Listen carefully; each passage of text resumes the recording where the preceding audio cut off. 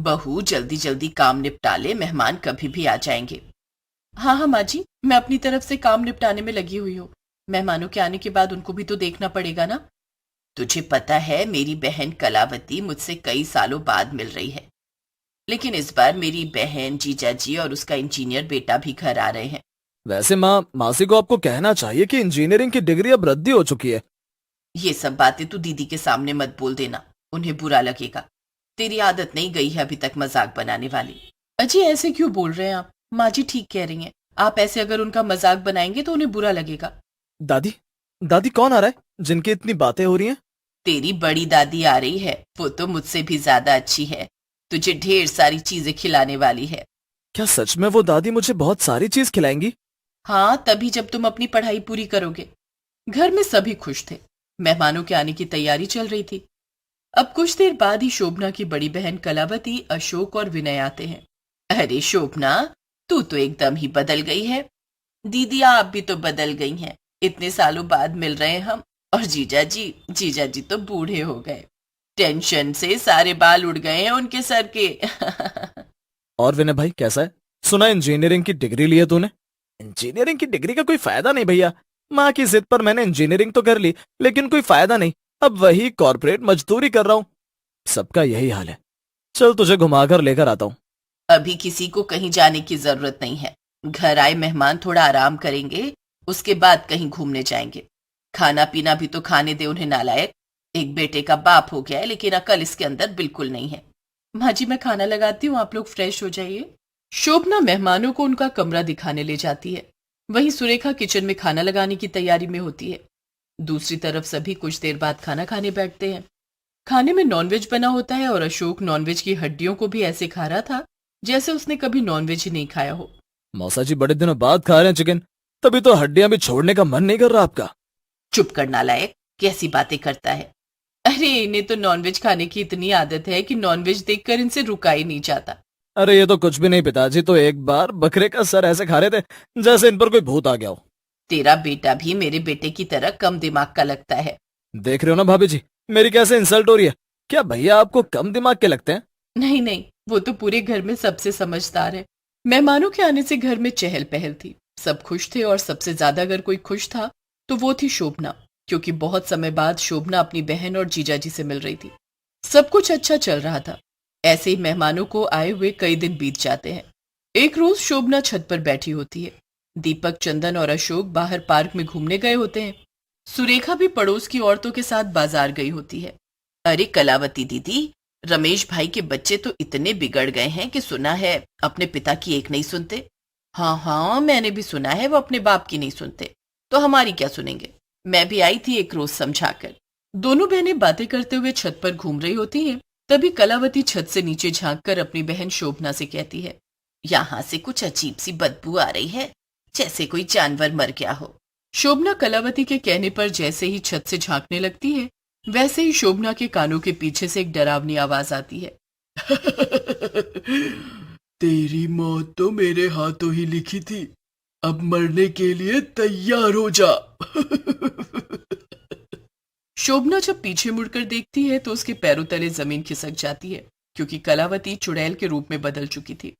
उसके डरावने लंबे दांत, खुले हुए बाल देखकर शोभना डर चुकी थी, और जैसे ही शोभना पलटती है वो शोभना के दोनों पैर पकड़कर उसे छत से गिरा देती है। तभी सुरेखा का घर में कदम रखना होता है। माँ जी क्या हुआ आपको? आप छत से कैसे गिरी माँ जी? कुछ तो बोलिए। नहीं माँ जी, आप आंखें बंद नहीं कर सकती।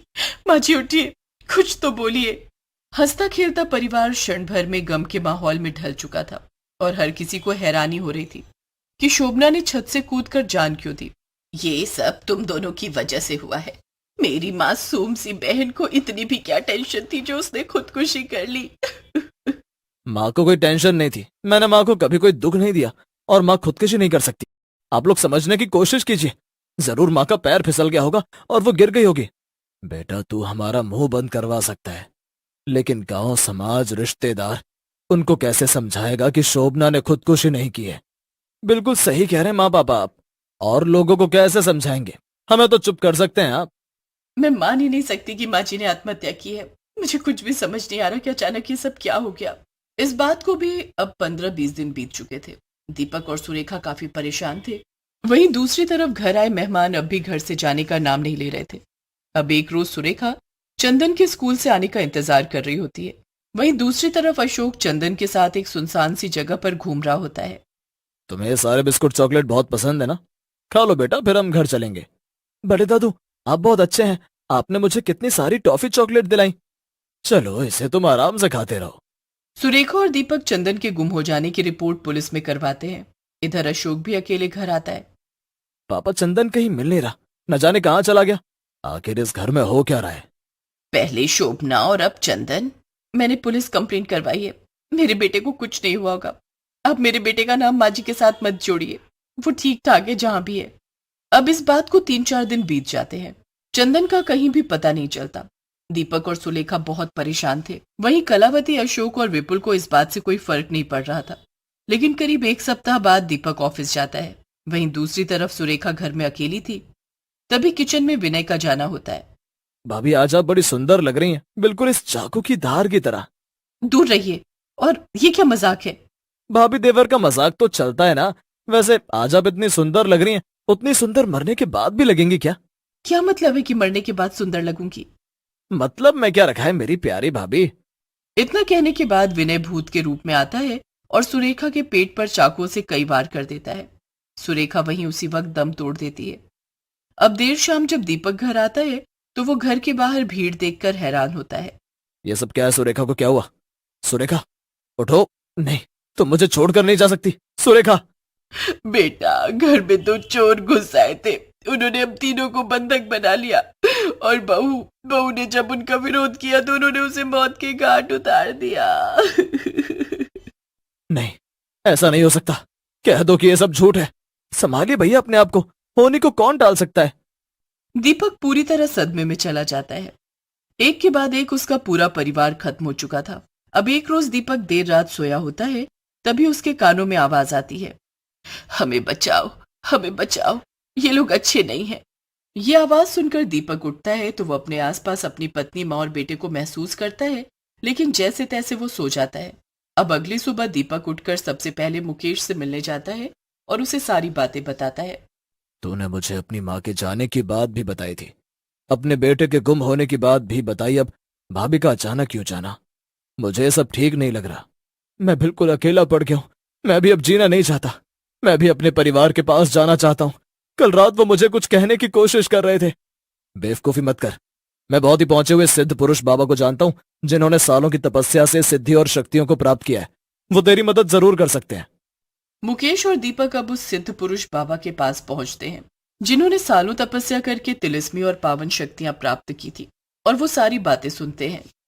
घोर अनर्थ बच्चा, तेरे घर में जो मेहमान रह रहे हैं वो कोई साधारण इंसान नहीं, बल्कि शक्तिशाली भूतों का साया है। और इन्होंने ही तेरी पत्नी, माँ और बच्चे को मारा है। लेकिन घबराने की कोई बात नहीं है। ये गंगा जल लेकर जा।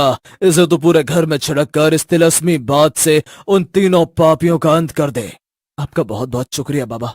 मैं अभी जाकर उन्हें और उनकी बुरी शक्तियों को नष्ट करता हूँ।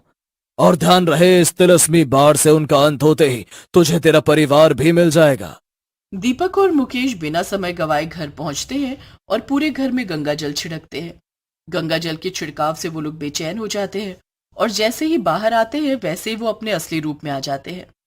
दीपक अब तीनों के सामने बाण साधे हुए खड़ा था। हमें मत मारो, हमें मत मारो, हमने ही तुम्हारे परिवार को मारा है।